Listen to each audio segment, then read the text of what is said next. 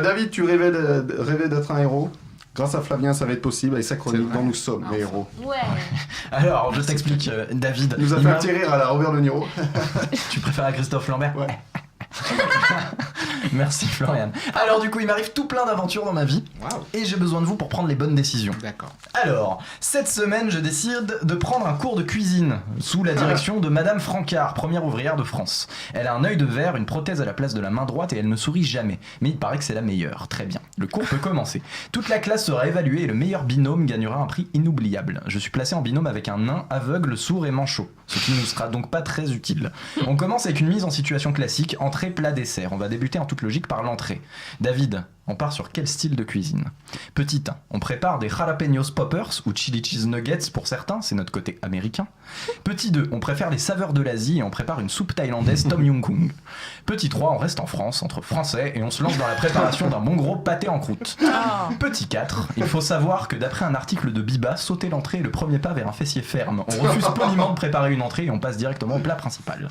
4. Mais La oui. 4. Bien sûr. Excellent. Bien sûr. Biba, ils ont raison. Bien sûr. Ok, on passe au plat principal. Léa, on part sur quoi pour notre plat de résistance? Petit 1, on continue sur l'Asie avec des lamelles de bœuf, larmes du tigre. Petit 2, on se colmate l'estomac en préparant un bon gros cheeseburger au bacon. Petit 3, on se fait une bonne grosse salade niçoise. Ou petit 4, on a décidé de sauter le plat principal. Un nouveau régime en vogue, le smart snacking, conseille de ne faire aucun repas dans la journée et se contenter de grignoter à l'envie. Très bien. Non, je vais prendre la salade niçoise, s'il te plaît, merci. La salade niçoise. Ah, la salade niçoise. De quoi faire semblant de manger léger alors que c'est aussi calorique qu'un bon gros sandwich. Je vais dans le lac du coin pour pêcher un thon que j'émiette moi-même. Je rajoute 4 gros œufs durs, une petite douzaine d'anchois, des olives, un petit bol d'huile d'olive, du sel, du poivre, plein de poivrons et je remets une petite couche d'huile d'eau au cas où. Je mets le tout dans un shaker que je secoue pendant un petit quart d'heure et quand ça commence à fumer, c'est que c'est prêt. J'ai pris du poids rien qu'en la préparant ma salade, mais ça a l'air très bon, Léa. Le prof met encore une fois le plat de côté et me somme de me consacrer au dessert. En parlant de dessert, Floriane, Oui. qu'est-ce qu'on va faire pour ravir les papilles de notre prof et de nos auditeurs? Petit 1, un bon gros milkshake pour faire passer tout ce chantier. Bien sûr. Petit 2, un banana split. Non. Petit 3, du tofu grillé au sésame. Ou petit 4, d'après le site santé diététique.org, le dessert est une invention du XVIe siècle pour relancer la consommation dans un pays en temps de disette. C'est une manœuvre de l'État pour engrosser le peuple et renflouer les caisses. Un repas peut être complet sans dessert et c'est pour ça qu'on ne cuisinera pas. Alors, petit 4, mais pour que tu la relises. Très bien. Eh ben écoutez, c'est allé vite vu qu'on a sauté les 3/4 de notre repas. Donc nous sommes enfin au moment que vous attendez tous auditeurs, la dégustation. Donc on est parti sur rien pour l'entrée. Rien. Alors, du coup, excusez-moi, je me suis perdu.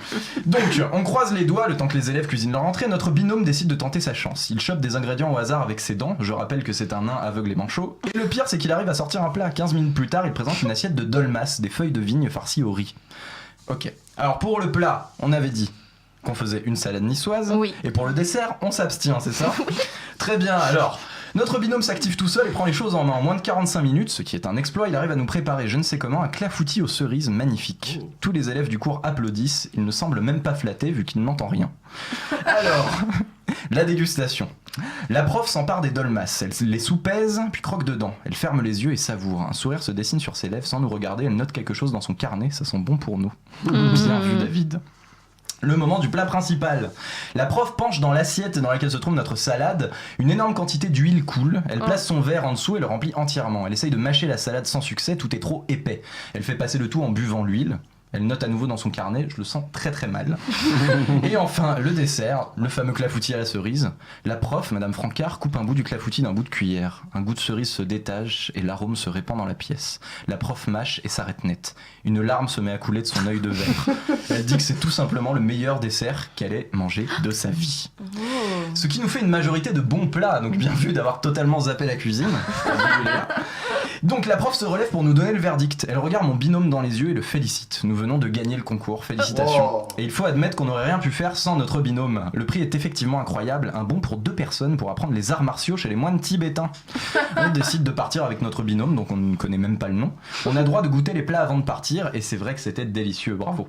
On a de la route à faire et ça nous fera éliminer ce bon gueuleton. Mais ça fera pour la prochaine chronique. Ouais. Bravo.